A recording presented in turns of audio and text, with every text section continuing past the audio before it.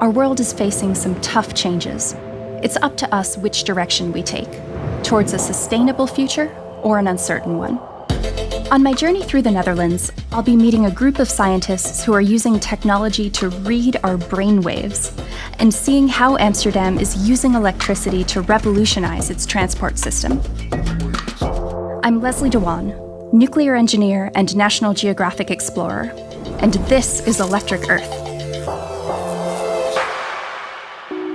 First, I'm heading to Delft, where a group of experts have developed a way of storing electricity using water. So we're standing in the middle of a giant bank of batteries now. Yes, so it is indeed a very big battery where we can store electricity by using water and table salt.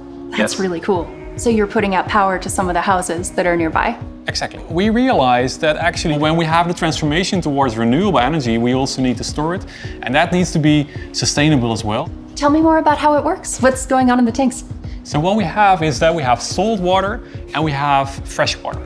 And when we mix the two types, and we do that in these blue boxes where we can generate the electricity from the mixing of the salt water and fresh water.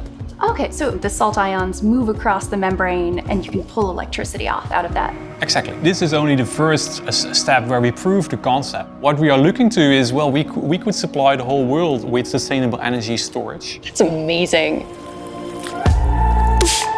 How do the Aqua batteries compare to the lithium-ion batteries in the e-tron? So in this car you have a very powerful battery.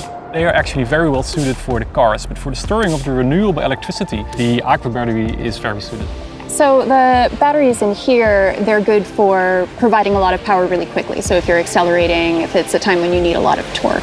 Exactly. And if you want to recharge the batteries, then you can use the Aqua Battery.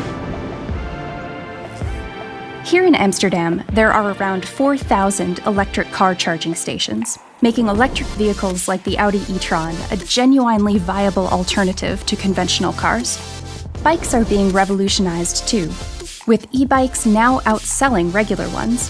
This in a country that's famous for its cycling culture. And now, its famous canals and waterways have gone electric too. Engineer Anna Kloppenberg is now converting boats all over Amsterdam's canals into sleek, silent electric vehicles. So you're seeing this electric transition in a lot of areas in Amsterdam? Oh, for sure. You don't need to have diesel or benzene or that kind of thing to have fun or even do your job out in the water. The current plan is that by 2025, all boats, commercial and private, should be emission-free. And then by 2030, all cars, trucks, buses, anything driving on wheels has to be emission-free within city center. It's exciting to see people transforming our environment using electricity.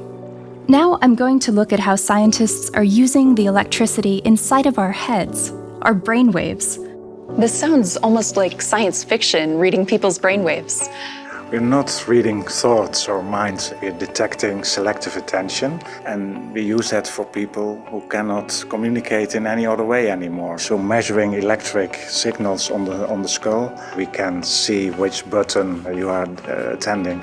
So you have the sensors on the back reading the electrical impulses from the neurons. Yeah, it's the visual cortex where the signals arrive. So what you're doing then is sending in these Morse code pulses effectively through the eyes, and what you're reading out is the brain's response. That's the idea. Imagine you're able to hear, to see, to smell, but you cannot let the people around you know how you're feeling. What's most important is emotion. They want to communicate about emotion. Yeah, being able to give them a voice. Hello, world. That is amazing.